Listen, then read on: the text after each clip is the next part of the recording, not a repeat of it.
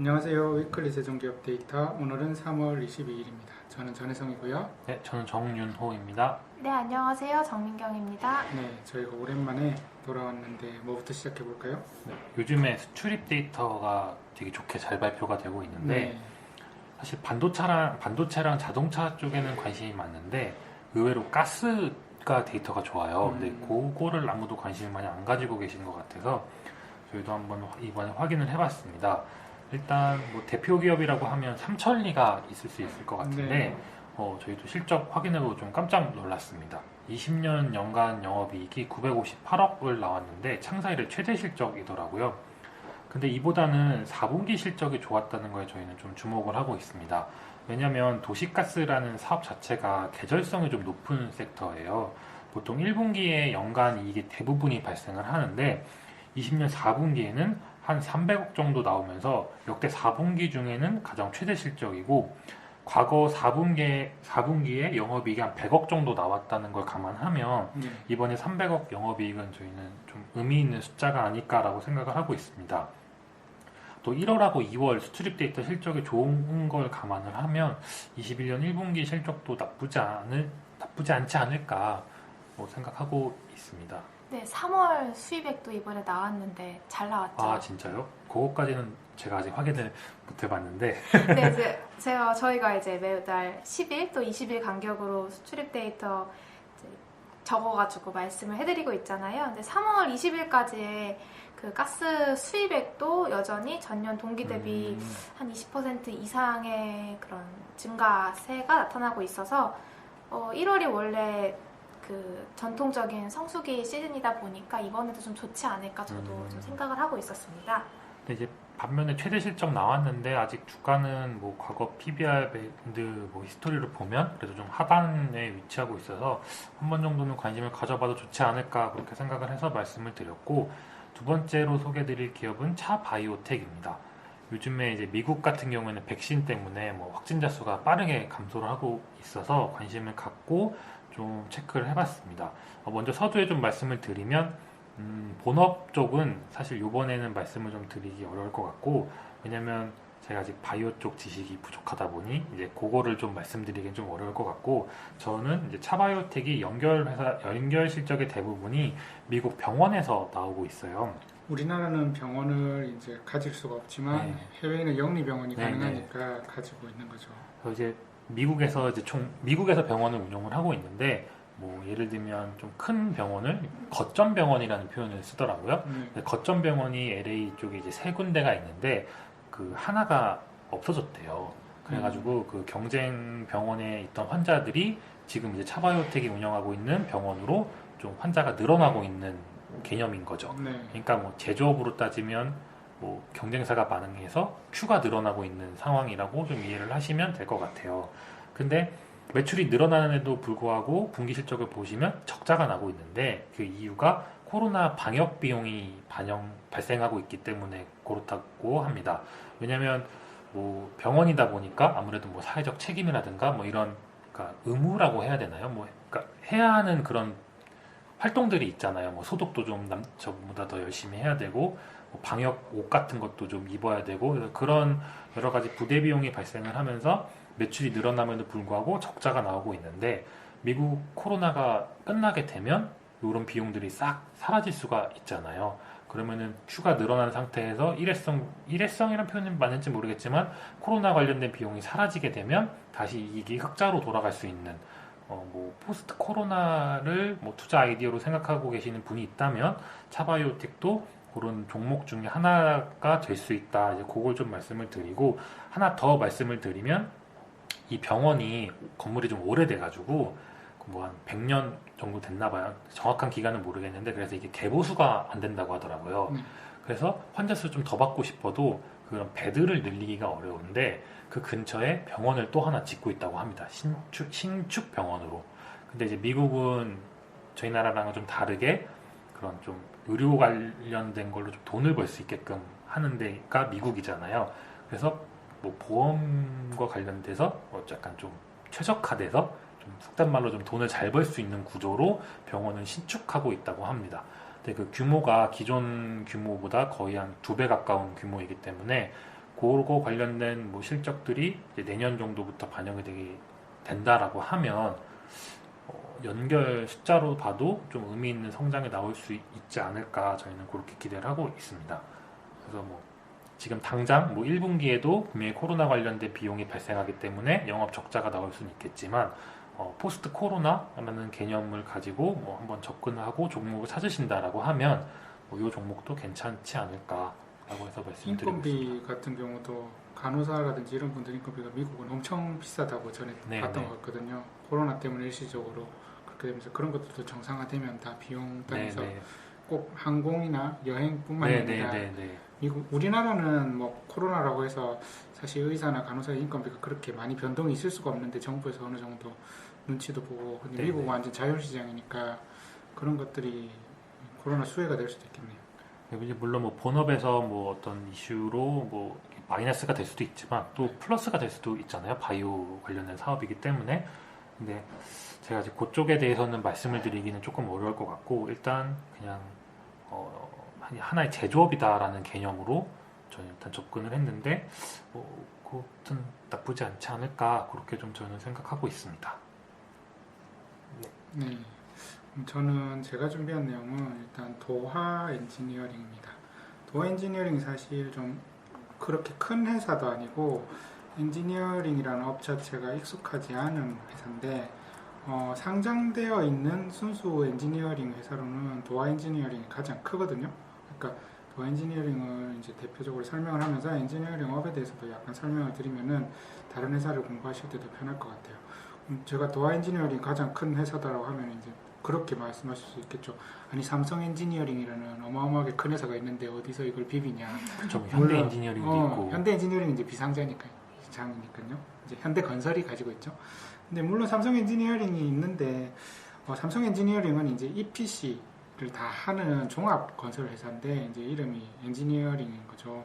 그러니까 삼성이 직접 사우디나 이런 데서 설계도 하고 수주도 하고 그리고 시공도 하고 다 프로젝트를 하기 때문에 어떻게 보면 종합 건설 회사에 가깝고 물론 도화 엔지니어링도 이제 최근에는 꼭 경계는 있는 건 아니에요. 근데 EPC가 있더라도 그렇게 큰 프로젝트를 하지는 않고 엔지니어링이 이제 거의 주 메인이 되는 회사 중에는 1등이 도화 엔지니어링, 2등이 한국종합기술. 여기는 예전에는 현대중공업의 이제 현대중공업이 아니죠. 한진중공업의 이제 자회사 계열사였습니다. 근데 이제 한진중공업 상황이 안 좋아지면서 매각을 해서 이 친구도 지금 상장이 되어 있고요. 그 다음에 유신 같은 회사도 이제 상장이 되어 있죠. 그 중에 도화 엔지니어링이 보면은 영업이익도 꾸준히 나고 매출액, 수주액 기준으로도 가장 큰 회사입니다. 엔지니어링이라는 거는 이제 예를 들면 아파트 같은 경우는 글쎄요 아주 높은 특수한 건축물 예를 들면 뭐 롯데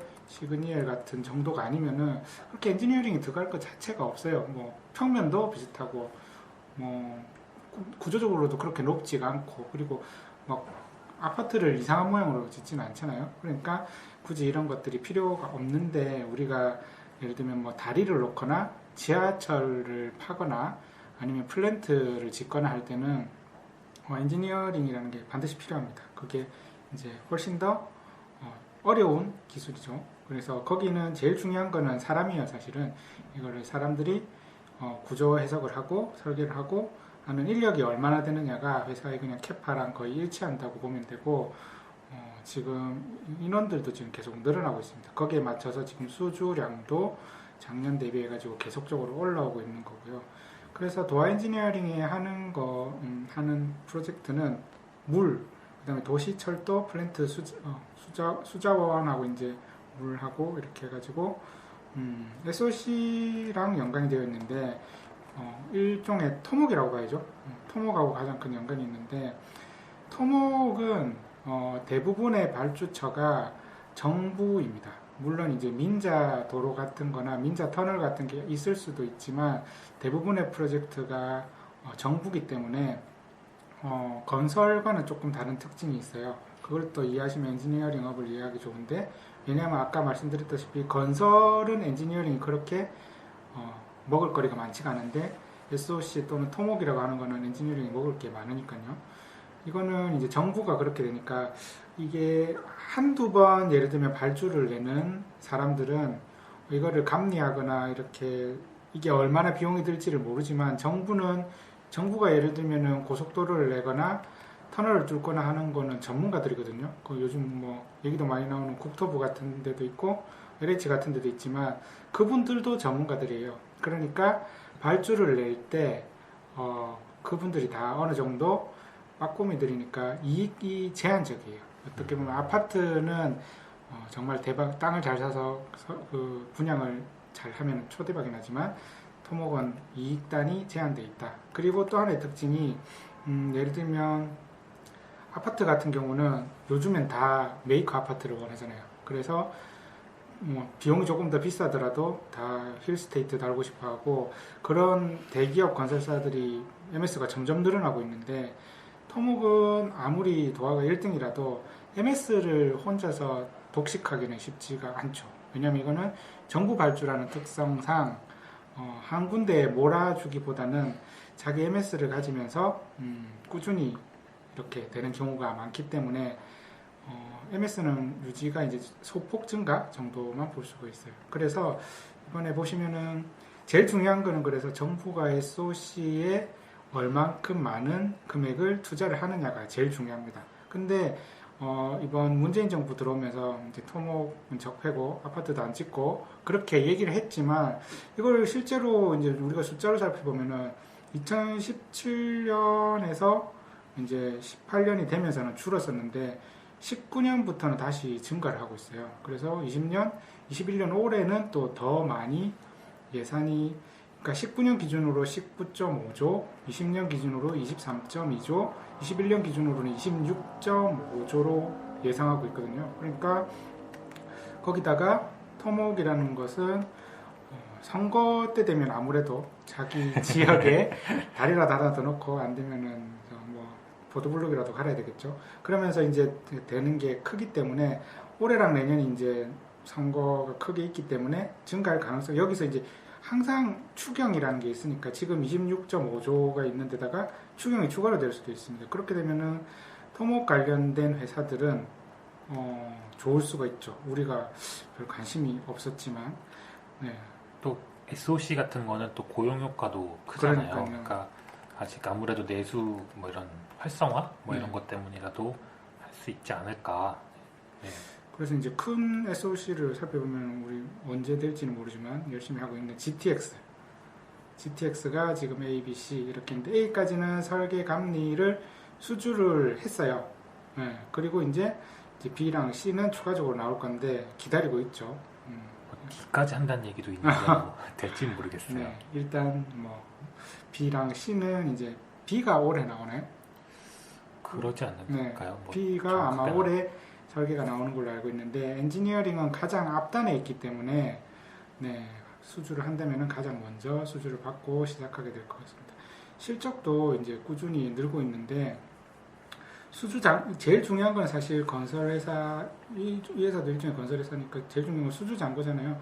수주잔고가 2020년 4분기 말 기준으로 1.47조 원이에요. 그러니까 전년에 1.33조 대비 10% 증가했고 보통 이제 받은 설계가 이제 매출로 인식이 되는 데는 한 3.5년에서 4년 정도 인식이 되기 때문에 나누기를 해보면은 이 회사가 어느 정도 매출액을 할 수 있을지가 예상이 아주 쉽게 되는 회사입니다. 그리고 원래는 이제 2020년에 목표가 매출액 1조를 하는 게 목표였는데 SOC가 지연이 좀 됐어요. 코로나 영향 그렇죠. 있었겠죠. 뭐. 네.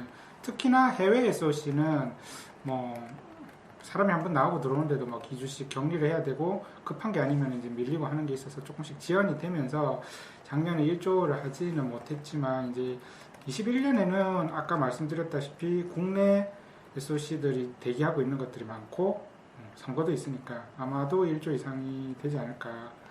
그리고 아까 말씀드렸다시피 수주 잔고를 나누기를 해봐도 1조 수주액을 합치면은 이제 6천억 이상 매출액 이제 달성을 충분히 할 수 있을 것 같고 회사가 아까 말씀드렸다시피 이 회사의 고정비는 인건비거든요. 그러니까 인건비인데 프로젝트가 늘어나면 그렇다고 그 한 사람이 한 가지 프로젝트만 하는 게 아니라 다음 프로젝트도 하게 되고 외주를 주는 식으로 그리고 관리 감독하는 식으로 이렇게 효율성이 늘어나기 때문에 영업 마진도 증가해서 5% 정도는 가능하지 않을까. 그렇게 되면은 매출액이 6천억에 영업이익 5%면 이제 300억 정도가 나오게 되는 거죠. 그리고 작은 회사지만 배당도 따박따박 하고 있고요. 보시면은 대주주가 이제 여러분이에요. 그래가지고 한 명이 이렇게 하는 것보다는 다들 배당을 어느 정도 받기를 원하시기 때문에 배당 성향도 꾸준히 유지가 되고 있습니다. 저 배당을 사실 주목하고 있는 게 이 도화는 배당을 꾸준히 늘리고 있지만 네. 아까 말씀 주셨던 업계 3위 회사인 유신이 네. 이번에 처음 배당을 실시했어요. 네네. 그러니까 배당을 2년 동안 안 하다가 네. 올해 배당을 했다는 건 그래도 올해 마음의 여유가 좀 있지 않을까. 어떻게 보면은 뭐 배당이 회사를 뭐 외부에서 판단하기엔 가장 좋은 지표 중에 하나다. 뭐 이런 이야기가 있듯이 네. 유신이 배당을 처음으로 2년 동안 안 하던 배당을 올해 다시 시작을 했고 도화도 배당을 늘렸다라는 건 그만큼 업계 분위기가 전반적으로 나쁘지 않은 게 아닐까. 그렇게도 좀 추정이 가능할 것 같습니다. 네, 그래서 조금 이따가 뭐 유신도 아마 설명을 드리겠지만 한 회사가 잘 돼서 되는 건 아닌 것 같아요. 이런 섹터는. 그러니까 근데 누가 한 회사만 갑자기 튀었다는 건 분명히 일회성일 경우가 많은데 보면 다른 2등, 3등 회사들도 다 같이 올라가고 있는 거는 좀 지켜봐야 되지 않을까. 근데 뭐 안타까운 점, 뭐 좋은 점이자 나쁜 점은 이런 회사들 항상 펀더멘탈은 이렇게 꾸준하게 유지가 되는데 주가는 움직일 때는 소외돼 있는 것도 있고 오를 때는 항상 북한 테마 다른 이유로 가죠. 다른 이유로 오를 경우가 많아서 잘 들고 있다가 어떻게 보면 뭐 그런 것도 잘 이용할 수 항상 반복적으로 됐으니까요. 그러니까 선거 테마라든지 북한 관련돼서 항상 움직일 때 이 먼저 움직였던 히스토리도 있으니까 같이 참고하셔도 좋을 것 같습니다. 네, 저 아까 좀 추가로 설명을 드리면 네. 아까 삼성 엔지니어링 말씀을 해주셨는데 공정공시 통해서 이번에 영업이익 3,900억을 제시를 했더라고요. 그래서 이걸 보니까 사실 삼성 엔지니어링이 2000년대까지는 되게 좋았잖아요. 네. 2010년도, 11년도에는 네. 제가 기억하기로 삼성 엔지니어링 주가가 막 20만 원 막 이렇게 했던 걸로 기억을 하는데 오늘 종가로 14,000원이니까 이게 좀 컸습니다. 근데 영업이익 3,900억 제시를 했는데 이게 사실 13년도 이후에는 가장 좋은 영업이익인 것 같아요. 그러니까 회사가 이익을 잘 낼 때 11년도에 7,100억, 12년도에 7,300억 이렇게 냈는데 지금 3,900억 영업이익을 계산을 만약에 가이던스 달성을 한다고 하면 매출액이 한 대략 한 반 토막 정도 난 거잖아요. 네. 근데 이제 주가는 거의 10분의 1 토막이 더 났으니까 그래도 회사가 좀 선별적으로 수주를 좀 하고 있고 수익성이 회복이 된다라고 하면 그래도 뭐 올해 또 유가도 지금 흐름이 나쁘지 않고 뭐 나쁘지 않지 않을까 뭐 그렇게 좀 삼성 엔지니어링 유가가 어떻게 보면 가장 트리거일 것 네. 같고 우리나라 회사들이 플랜트도 종류가 여러 개가 있는데 가장 어떻게 보면 잘하는 게 중에 하나가 석유화학 플랜트거든요. 우리나라에도 그쵸. 많고 근데 석유화학 플랜트를 짓는 발주처들은 대부분 그런 그 사우디 유가에 아람코나 네. 뭐 유가랑 관련이 있는데 일단 뭐 회사 측에서도 어느 정도 근거를 가지고 이렇게 뭐 가이던스 제시하지 않았을까라는 생각하고 있어서 일단 뭐 공시 한번 찾아보시는 것도 나쁘지 않지 않을까 생각해서 말씀드려봅니다. 네, 그럼 저는 도화 엔지니어링, 삼성 엔지니어링 받고 유신을 한 번 더 말씀드리고 싶은데요. 사실 세종에서 2월 19일에 보고서를 통해서 유신에 대한 이야기를 한번 드렸었는데 그 뒤로 좀 주가 흐름이 저희 영상도 해서 올렸잖아요. 네, 그래서 저희 텔레그램에 리서치는 역시 노가다죠라는 그런 영상으로 유신 수주잔고 분석하는 영상을 올리기도 했었는데요. 그러니까 뭐 영상을 올렸다는 거는 그래도 회사 내용이 괜찮았으니까 올렸겠죠 저희가. 네, 그래서 유신은 뭐에 대해서 뭐 아까 도화 설명 잘 해주셔서 같은 업종의 좀 작은 회사라고 이해를 해주시면 될 것 같고 그래서 뭐 사실 회사의 산업에 대한 내용은 제가 첨언드릴 그 필요는 굳이 없을 것 같지만 이제 그래서 이제 안에 뭐 계약 잔고에 대한 이야기를 좀 드리면은 수주가 꾸준히 늘어나고 있습니다. 그래서 2020년 1분기부터 3분기까지 분기 평균 전년 동기 대비 수주 증가율이 31.6%인데요. 민간이랑 해외 부분도 꾸준히 증가하고 있고 또 광급 부분도 꾸준히 증가하고 있어서 유신도 올해 좋은 실적을 내지 않을까 생각이 됩니다. 사실 유신에 대해서 관심을 갖게 된 배경도 2020년 연말까지 영업이익이 연간으로 25억이 나왔는데 최근 10년 중에 가장 좋은 이익 수준입니다.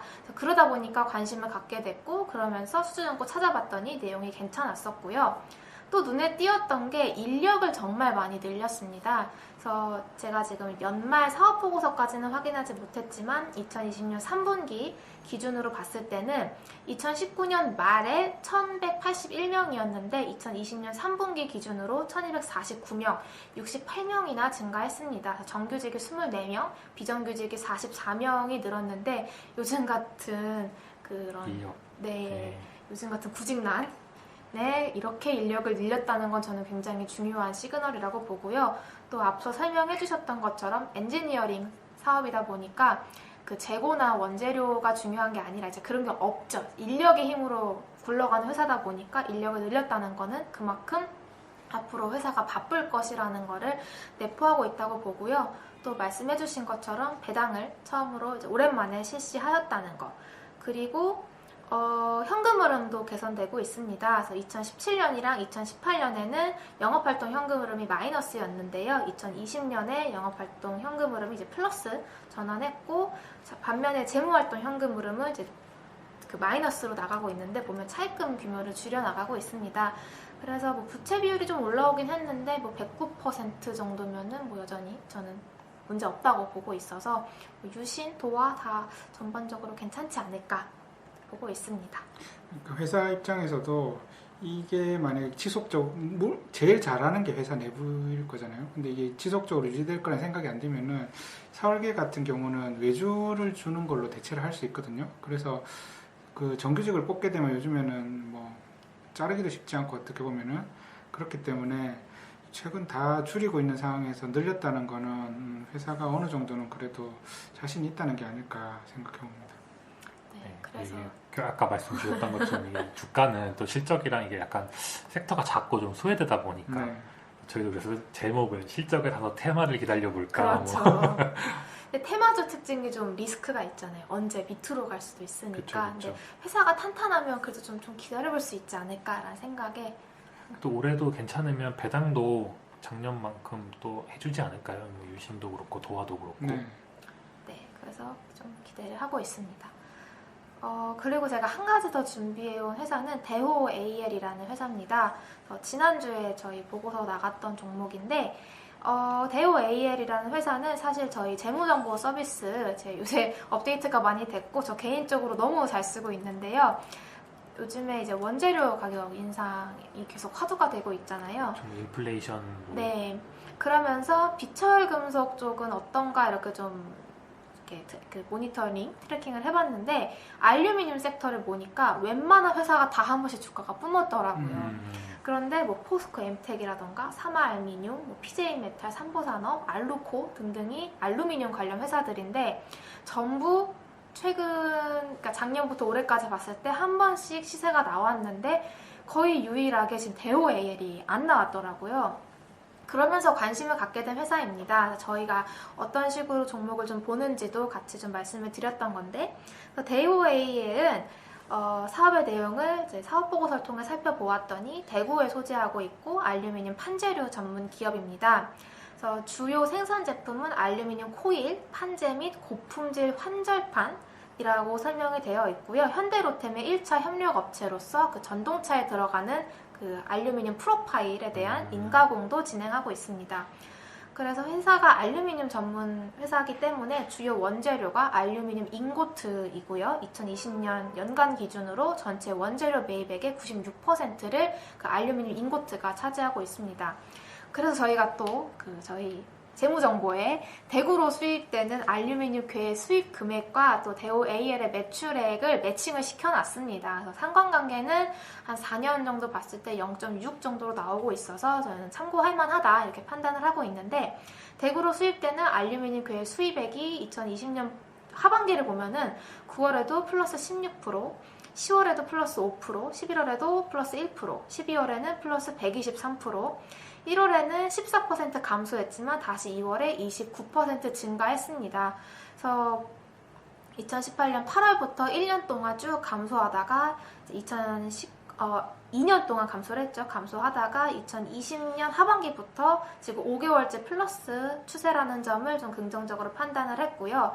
어쨌든 원재료를 많이 수입을 했다는 거는 그만큼 많이 만들 것이라는 말이 좀 내포되어 있다고 저는 판단을 하고요. 또 회사가 전체 매출 규모 대비에는 좀 작지만 수주 잔고도 공시를 해줍니다. 그래서 수주 잔고를 보면은 최근 들어서 보면 2018년에는 그 회사가 돈에 그 사업보고서에 쓰여있는 연간 기말 수주잔고가 84억 원. 그러니까 회사가 연매출 1,000억이 나오는데 84억 원 좀 작잖아요. 근데 그럼에도 불구하고 18년에 84억 원, 19년에 115억 원, 2020년에 230억 원으로 증가를 했습니다. 그래서 어쨌든 규모는 작지만 1,000억 정도의 매출을 내는 기업에서 수주잔고가 84억, 100억, 200억 이상으로 올라갔다는 거는 그래도 좀 긍정적이지 않을까라고 판단을 하고 있습니다. 또 현대로템 1차 벤더인데 아직 현대로템이 수주가 괜찮았는데 또 주가는 별로 안 움직였죠. 그래서 뭐 그런 점에 연관을 해서 좀 긍정적으로 보고 있는데, 뭐 밸류에이션 자체가 뭐 알루미늄 그 기업인데 PBR이 2.5배 정도 되는데 이게 하단이에요. 그래서 다소 밸류가 조금 높게 형성되어 있구나라고 보여지지만 그 전체 업종을 보면은 대우 AL 빼고 웬만한 회사들이 다 가서 얘도 다 갔으면 회사가 내용이 괜찮으면 또 좀 기회가 있지 않을까라는 생각에 분석을 해보았고 같이 참고해서 들어주시면 좋을 것 같습니다. 네, 저희 홈페이지에 이런 걸 잘 활용할 수 있도록 직접적으로 어떻게 보면 샘플 케이스잖아요, 그죠? 네, 이런 네, 식으로 맞습니다. 활용하시면 됩니다. 이런 거니까 보시고 꼭 이 회사가 아니더라도 잘 활용하셔서 다른 회사도 이렇게 숨어있는 회사를 좀 찾았으면 좋겠어요. 네, 요즘에 또 저희가 이런 많이 류의 말씀드리고 있죠. 보고서나 뭐 그런 이야기를 문자를 통해서도 말씀을 드리고 있는데, 저희 서비스 제가 쓰고 있지만 좀 괜찮은 것 같거든요. 많이 관심 가져주시면 좋겠습니다. 사실 저희가 방송을 하는 게 방송인도 아니고 어떻게 보면은 저희 서비스가 숨어 있는 게, 저희가 리포트를 열심히 써놨는데 숨어 있는 게 아까워서 한 번 더 말씀드리는 거고, 숨어 있는 이런 좋은 저희가 열심히 개발해놨는데 HS 코드 사용하는 것도 어떻게 보면은 저희 방송 그거를 한 번 더 설명해드리는 그런 용도니까 들어보시면서 한 번씩 해보시면은 훨씬 더 저희가 찾는 것보다 좋은 주식 찾으실 수 있을 겁니다. 네, 그러면 오늘은 뭐 여기까지 할까요? 네, 감사합니다. 네, 감사합니다. 감사합니다. 본 방송은 개인적인 의견이며 최종 투자 결정과 책임은 본인에게 있습니다. 참고 자료로만 활용하시기 바랍니다.